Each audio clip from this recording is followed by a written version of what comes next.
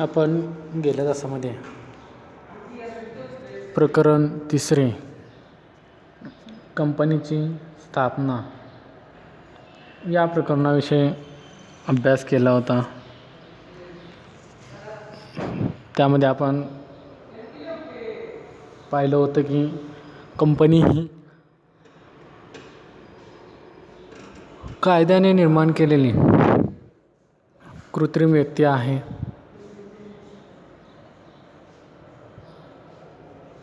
तिला मानवाप्रमाणे शरीर नाही, मन नाही, आत्मा नाही, परंतु ती मानवाप्रमाणे सर्व कामे करू शकते. म्हणजे आपल्यासाठी कर्मचारी वर्ग नेमू शकते.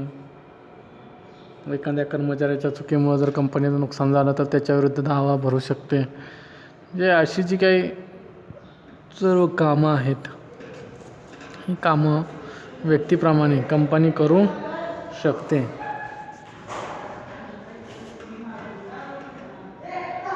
मग त्यामध्ये आपण कंपनी स्थापन करत असताना कंपनीचे वेगवेगळे प्रकार पाहिले होते. त्यामध्ये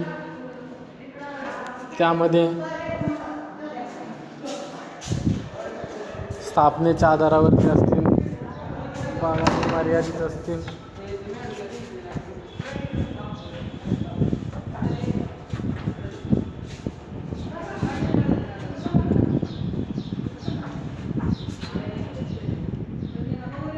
हे काय रे तुमचं, जा वरती तर जावा, गोंधळ करू नका. त्यांना पाठवा.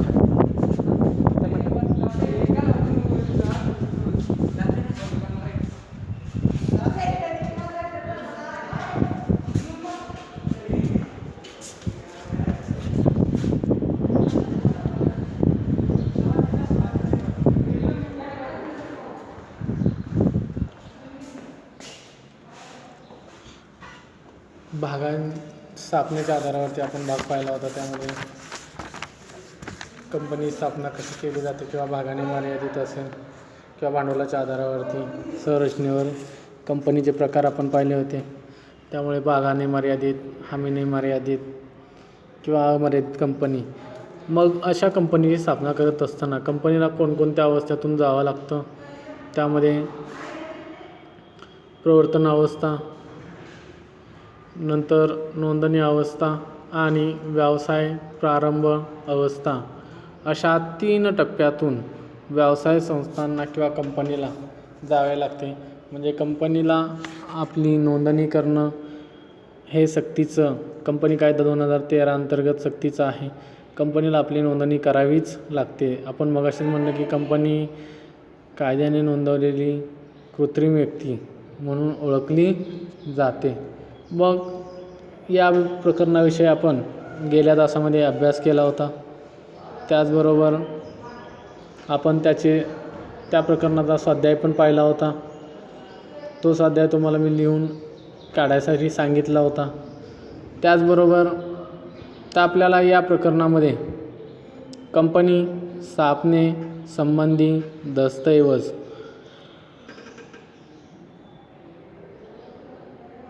या प्रकरणाला सुरुवात करायची आहे. तत्पूर्वी आपण प्रवर्तन अवस्था पाहिली होती. त्यामध्ये प्रवर्तक जे काही कंपनी स्थापन करण्याविषयी ज्या व्यक्तीच्या मनामध्ये कल्पना उद्भवते त्या व्यक्तीला प्रवर्तक असं म्हटलं जातं. नंतर आपण नोंदणी अवस्था पाहिली. त्या नोंदणी अवस्थेमध्ये कंपनीला नोंदणी करत असताना विविध कागदपत्रांची आवश्यकता असते किंवा दस्तऐवजांची आवश्यकता असते. म्हणजे कंपनीला ज्यावेळेस नोंद करायची आपली किंवा आपली नोंदणी अधिकाऱ्याकडे नोंदणी करायची आहे, अशा वेळेस त्या कंपनीला आपल्या कंपनीचं घटनापत्रक आणि नियमावली, माहितीपत्रक असेल, निवेदन असेल, म्हणजे जी काही दस्तऐवज आहेत ते दस्तऐवज तयार करावे लागतात. त्यामध्ये घटनापत्रक आणि नियमावली हा कंपनीच्या बाबतीत महत्त्वाचा दस्तऐवज मानला जातो. कारण का नोंदणीच्या वेळी घटनापत्रक आणि नियमावली हे 2 दस्तऐवज नोंदणीसाठी कंपनी किंवा नोंदणी बरोबरच हे 2 दस्तऐवज दाखल करावे लागतात.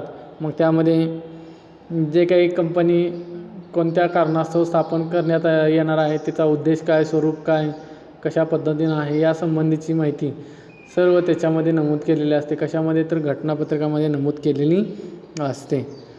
हा भाग म्हणजे जे काही डॉक्युमेंट महत्त्वाचे आहेत, जे काही दस्तऐवज आहेत कंपनी नोंदणीसाठी आवश्यक असतात, त्याशिवाय कंपनीची नोंदणीच केली जात नाही.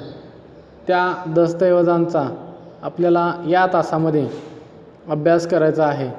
मग आपण या तासामध्ये प्रकरण पाहतोय कंपनी स्थापनेसंबंधी जे काही दस्तऐवज आहेत ते दस्तऐवजांचा आपल्याला अभ्यास करायचा. त्याच्यामध्ये कंपनी नोंदणीच्या वेळी जे काही नोंदणीसाठी जे काही नोंदणी अधिकाऱ्याकडे जे दस्तऐवज सादर करावे लागतात, त्याच्यामध्ये महत्त्वाचे 2च दस्तऐवज आहेत, ते म्हणजे घटनापत्रक आणि नियमावली. ज्यावेळेस कंपनी सार्वजनिक कंपनी असेल, ज्यावेळेस आपल्याला जे काही भांडवल लागत असतं ते जनतेला भाग विकून असेल, कर्ज रोखे विकून असेल किंवा इतर माध्यमातून खरेदी करण्याचं आव्हान ज्या दस्तऐवजाद्वारे दिलं जातं त्याला माहितीपत्रक असं म्हटलं जातं. म्हणजे कंपनी लोकांना एक प्रकारे आव्हान करत असते की तुम्ही आमच्या कंपनीचे भाग खरेदी करा. असं ज्या दस्तऐवजातून, ज्या पत्रकातून आव्हान केलं जातं त्याला माहितीपत्रक असं म्हटलं जातं. यामध्ये कंपनीने विक्रीस काढलेले भाग किती आहेत, भागाचे दर्शनी मूल्य किती आहे, या संबंधीची सर्व माहिती त्याच्यामध्ये नमूद केलेली असते. मग जे काही घटनापत्रक आहे हा कंपनीचा न बदलणारा दस्तऐवज म्हणून त्याच्याकडं पाहिलं जातं. या घटनापत्रकामध्ये सहजासहजी बदल करता येत नाही. जर बदल करायचा असेल तर कंपनीला आपल्या सभासदांच्या सभेमध्ये विशेष ठराव मंजूर करून घ्यावा लागतो. मग या घटनापत्रक हा कंपनीचा का आहे तर प्राथमिक दस्तऐवज आहे. म्हणजे पहिल्यांदा आपण पाहतोय म्हणजे घटनापत्रक हा महत्त्वाचा दस्तऐवज आहे. हा कंपनीचा मूलभूत किंवा प्राथमिक दस्तऐवज आहे. यामध्ये कंपनीचा जो काही उद्देश आहे त्याविषयीची माहिती त्या घटनापत्रकामध्ये दर्शवलेली असते. मग घटनापत्रक ही कंपनीची कार्यकक्षा निश्चित करत असते. म्हणजे कंपनी कोणत्या क्षेत्रामध्ये काम करणार आहे, त्याचा उद्देश काय, कंपनी एका उद्देशासाठी स्थापन झाली, उद्देश वेगळा दिला आणि उत्पादन वेगळ्याच गोष्टीचं करत असेल तर कंपनीला करता येणार नाही. म्हणजे ज्या कारणास्तव कंपनी स्थापन करण्यात आलेले आहे त्याच कारणास्तव कंपनीला उत्पादन करावं लागेल. मग याच्यामध्ये मूलभूत किंवा प्राथमिक दस्तऐवज म्हणून घटनापत्रकाकडे पाहिलं जातं. मग आपल्याला घटनापत्रकाची व्याख्या सांगता येईल की कंपनी कायदा 2013 अंतर्गत जी काही घटनापत्रकाची व्याख्या दिलेली आहे त्याच्यामध्ये काय व्याख्या आहे तर घटनापत्रक म्हणजे कंपनीचे मूलतः तयार केलेले किंवा वेळोवेळी या कायद्यानुसार किंवा पूर्वीच्या कायद्यानुसार बदल करण्यात आलेले दस्तऐवज. म्हणजे मुळातच तयार केलेले, मूलतः म्हणजे मुळात तयार केलेले, वेळोवेळी या कायद्याअंतर्गत किंवा कायद्यानुसार किंवा पूर्वीच्या कायद्यानुसार बदल करण्यात आलेलं दस्तऐवज त्याला काय म्हटलं जातं, घटनापत्रक असं म्हटलं जातं. मग दुसरी व्याख्या दिली तुम्हाला की घटनापत्रक म्हणजे कंपनीची सनद आहे ज्यामध्ये कंपनीचे अधिकार आणि मर्यादा निश्चित केलेल्या असतात. म्हणजे काही कंपनीचे अधिकार आहेत, मर्यादा आहेत त्याच्यामध्ये निश्चित केलेल्या असतात. मग या घटनापत्रकाची वैशिष्ट्य आपल्याला पाहिजे आहेत. त्यामध्ये पहिलं वैशिष्ट्य आहे हे कंपनीचे प्राथमिक दस्तऐवज असतं. हे कशाचं असतं, कंपनीचं प्राथमिक दस्तऐवज असतं. यामध्ये कंपनीचा जो काही हेतू आहे, जो काही उद्देश आहे तो घटनापत्रकामध्ये नमूद केलेला असतो.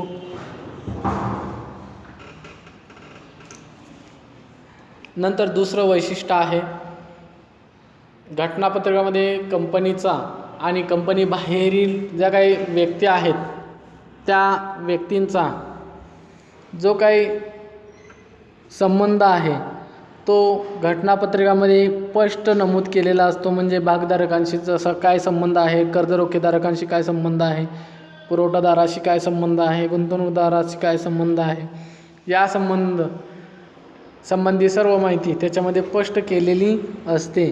म्हणजे घटनापत्रावरून कंपनीचे कोणतीही कृती किंवा कंपनी कोणती कृती करू शकते किंवा नाही हे याच्यावरून घटनापत्रकावरून आपल्याला समजून येऊ शकतं.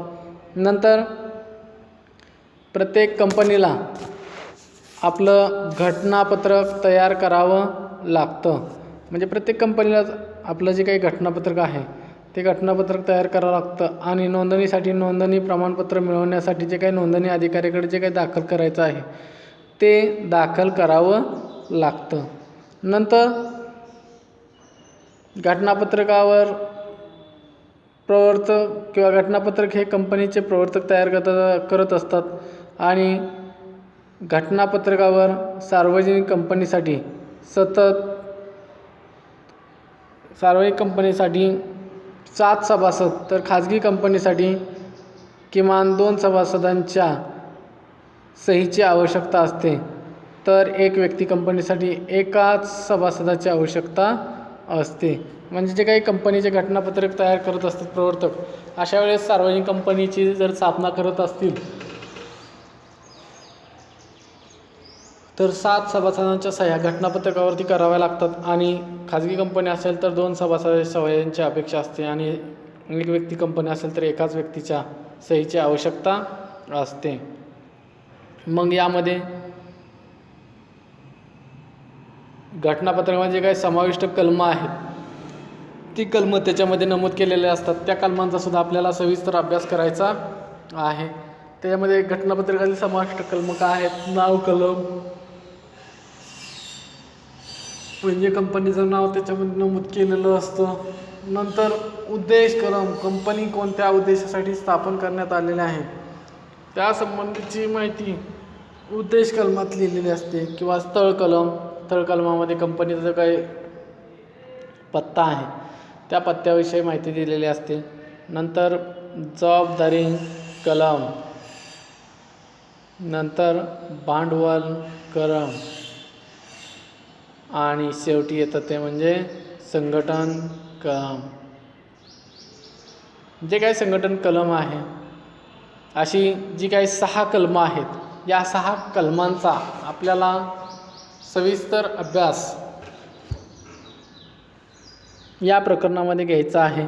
त्याचबरोबर घटनापत्रकाचे जे काही स्वरूप आहे, जो काही उद्देश आहे तो जो कंपनीचं जे काही घटनापत्रक आहे त्यामध्ये कंपनीचे जे काही स्वरूप आहे, उद्देश आहे किंवा ज्या काही गोष्टी असतील त्या घटनापत्रकामध्ये नमूद केलेल्या असतात किंवा निश्चित केलेल्या असतात. त्यामुळे बदल करणं हे काही सोपं काम नाही. एकदा जर घटनापत्रकामध्ये बदल झाला किंवा एखादी गोष्ट लिहिली तर किंवा एखाद्या गोष्टीविषयी माहिती लिहिली घटनापत्रकामध्ये, कंपनीचा उद्देश लिहिला उदाहरणार्थ, तर कंपनीचा उद्देशामध्ये कंपनीला कधीही बदल करता येत नाही. जर किरकोळ जे काही बदल आहेत घटनापत्रकामध्ये, समजा नाव कलम असेल तर त्यासाठी सभासदांच्या सभेमध्ये विशेष ठराव संमत करावा लागतो. म्हणजे कोणतंही काम हे सोपं नाही. नंतर जे काही घटनापत्रकामध्ये कंपनी कायदा 2013च्या तरतुदीनुसार ज्या काही समाविष्ट बाब आहेत या समाविष्ट करता येत नाहीत. म्हणजे कंपनी कायद्याच्या काही तरतुदीबाहेरची जी काही एखादी बाब आहे तरतुदीनुसारच, कंपनी कायद्याच्या तरतुदीनुसारच त्याच्यामध्ये समाविष्ट बाबींचा विचार करावा लागतो. नंतर कंपनी कायदा 2013च्या ज्या काही आता जे सांगितलं तेच. नंतर आहे घटनापत्रकाचा आधार धरूनच कंपनीला कोणतीही कृती करता येते. म्हणजे कंपनीला जर कोणती कृती करायची असेल तर घटनापत्रकाच्या आधारे करावी लागते. नंतर किंवा त्या घटनापत्रकात दिलेल्या अधिकाराच्या बाहेर जाऊन कंपनीला कोणतीही कृती करता येत नाही. नंतर 9वं वैशिष्ट्य आहे ते म्हणजे घटनापत्रक हा सार्वजनिक दस्तऐवज आहे. कसला दस्तऐवज आहे?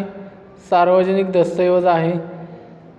मग जी काही कंपनी आहे ती करार करण्यास इच्छुक आहे अशा घटनापत्रकाची जी काही तरतुदीची माहिती यामध्ये आवश्यक असते.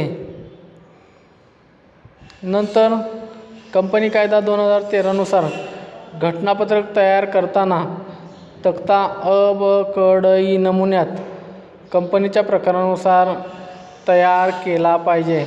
म्हणजे घटनापत्रक तयार करताना कंपनी कायदा 2013च्या ज्या काही तरतुदी आहेत त्या तरतुदीनुसारच कंपनीला आपले जे काही घटनापत्रक असेल ते घटनापत्रक तयारच करावं लागतं. तर अशा पद्धतीनं आपण घटनापत्रक आणि घटनापत्रकाची वैशिष्ट्य पाहिली. आता आपल्याला घटनापत्रकाची जी काही घटनापत्रकातील जी काही विविध कलमे आहेत त्या कलमाविषयी आपल्याला माहिती पाहिजे आहे. त्याच्यामध्ये घटनापत्रकामध्ये विविध कलम नमूद केलेले असतात.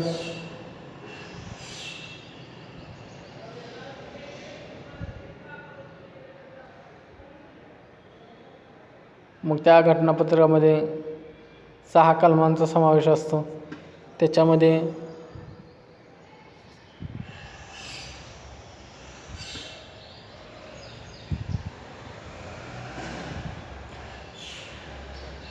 चार्ट तुमच्यासमोर आहे बघा. पहिलं कलम आहे नाव कलम, दुसरं कलम आहे उद्देश, तुम्ही कोणत्या उद्देशासाठी येता तो उद्देश. नंतर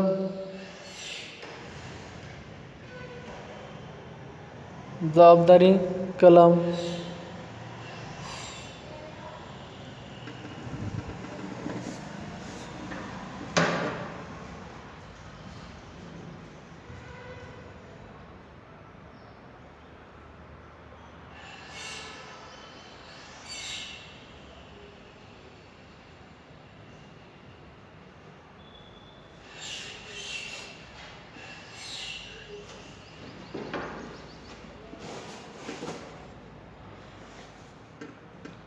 स्थळ कलम. स्थळ कलमामध्ये कंपनीची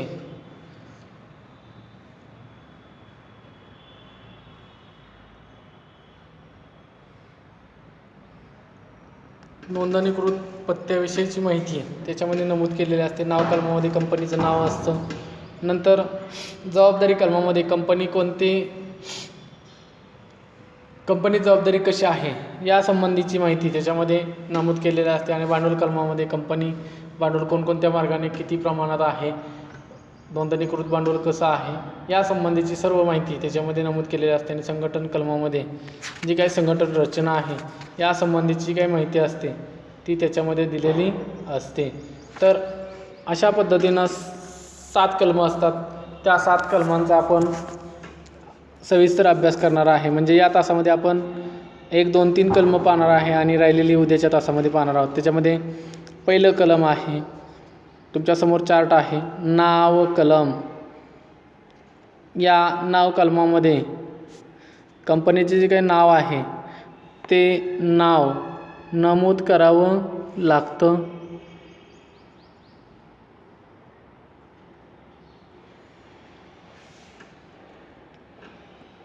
जे काही कंपनीचं नाव आहे ते नमूद करावं लागतं. मग त्यांच्या सदस्यापासून जे काही वेगळी एक कायदेशीर संस्था आहे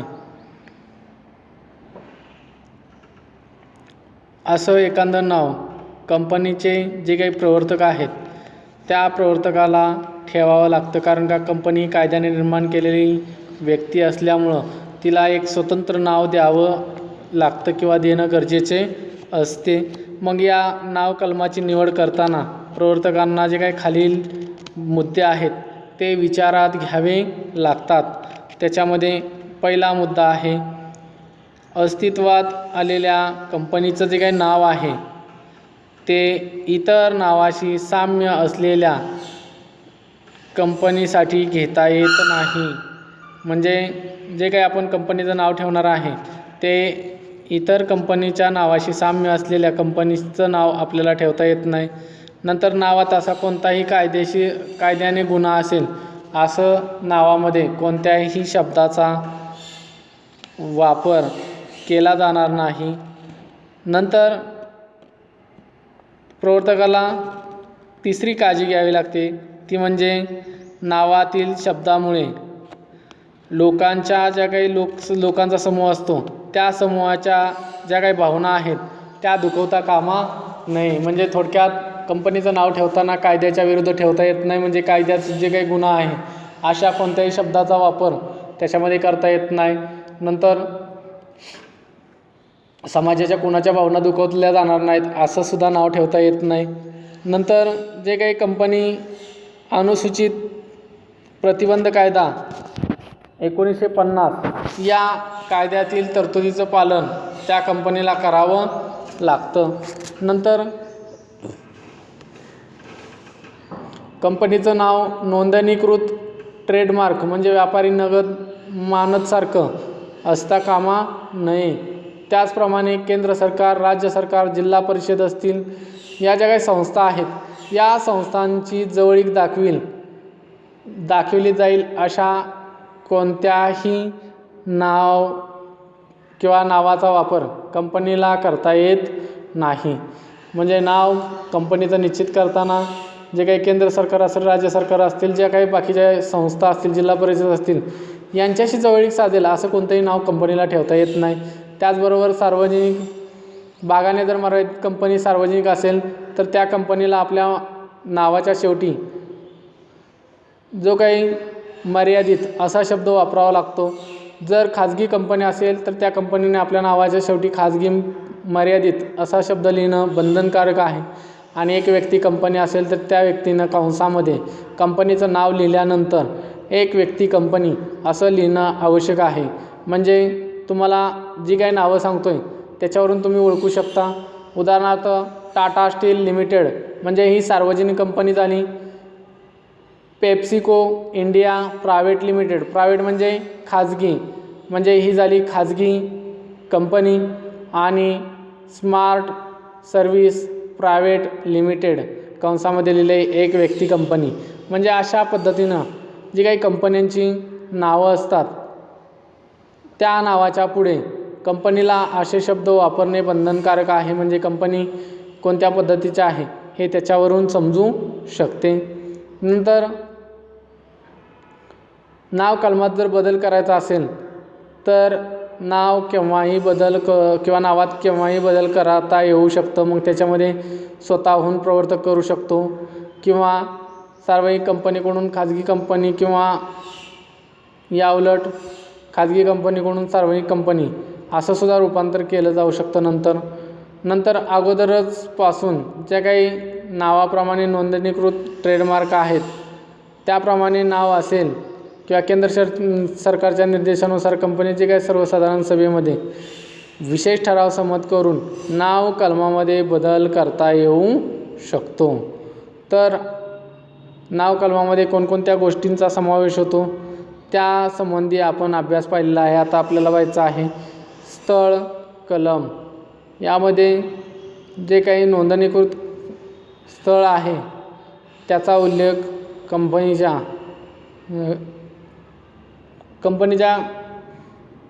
जे काही घटनापत्रकातील कलमं आहेत त्या कलमामध्ये करावा लागतो.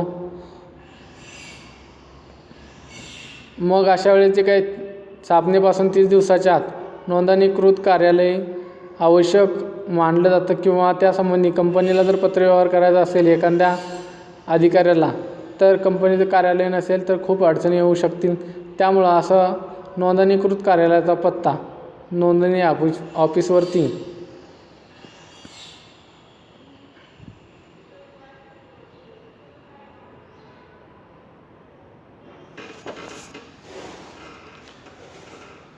त्याच्यामध्ये नमूद करणं अपेक्षित असतं. मग यामध्ये स्थळ कलमामध्ये त्यासंबंधी माहिती नोंदणी अधिकाऱ्याला स्थापनेपासून 30 दिवसाच्या आत नोंदणी कार्यालयाला कळवावं लागतं.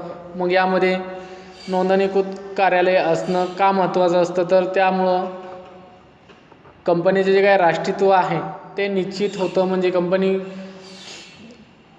कुठले आहे हे समजू शकतं, विदेशी आहे का आपली भारतीय आहे हे त्याच्यावरून आपल्याला समजू शकतं.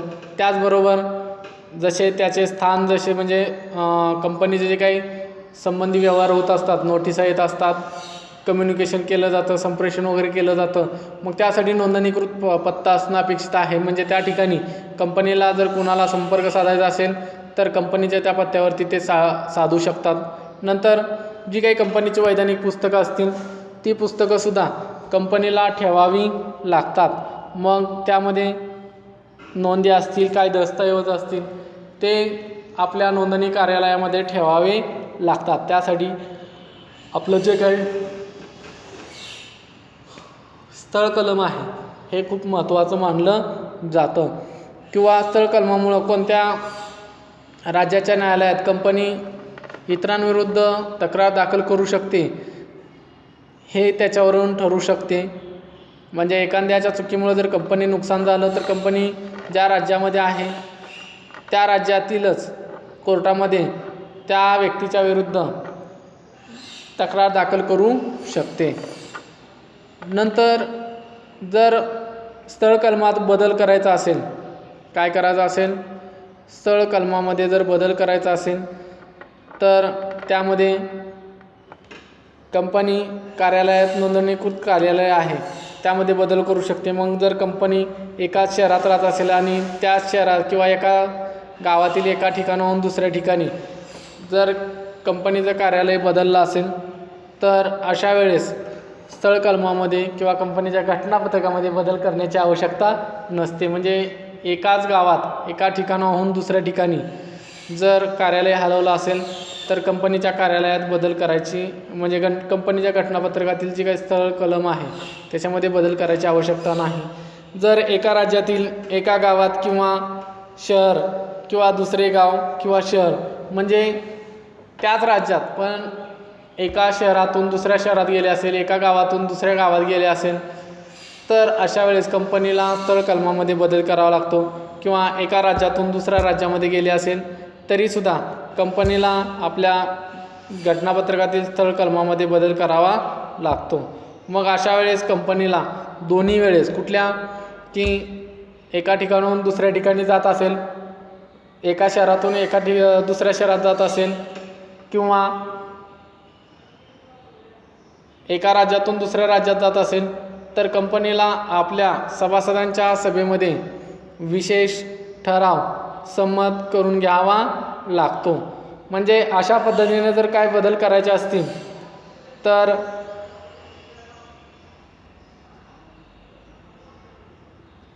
जे काही सभासदांची विशेष सर्वसाधारण सभा आयोजित करावी लागते आणि त्या सभेमध्ये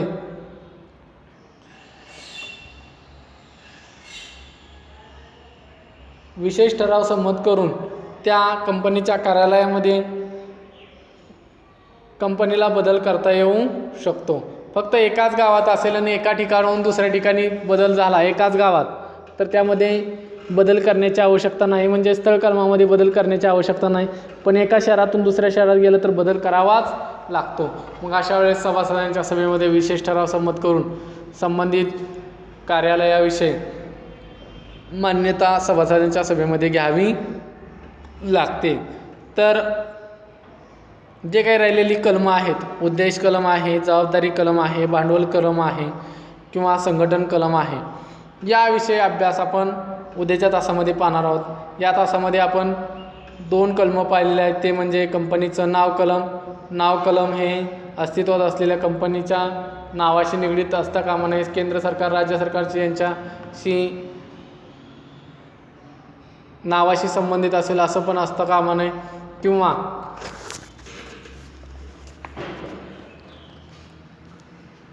कंपनीच्या नावामध्ये असा कोणताही शब्द असता कामा नये की त्यामुळे समाजाच्या भावना दुखावल्या जातील किंवा कायद्याविरुद्ध कायद्याने जो काही गुन्हा असेल असं कोणताही नावाचा उद्देश किंवा नावामध्ये शब्दाचा वापर असता कामा नये. तर अशा पद्धतीनं कंपनीचं नाव निश्चित करताना प्रवर्तकांना याची काळजी घ्यावी लागते. तर या तासामध्ये आपण 2 कलमं पाहिलेले आहेत घटनापत्रकातील. जी काही राहिलेली कलमं आहेत ते आपण उद्याच्या तासामध्ये पाहणार आहोत. आजच्या तासामध्ये आपण इथंच थांबतोय.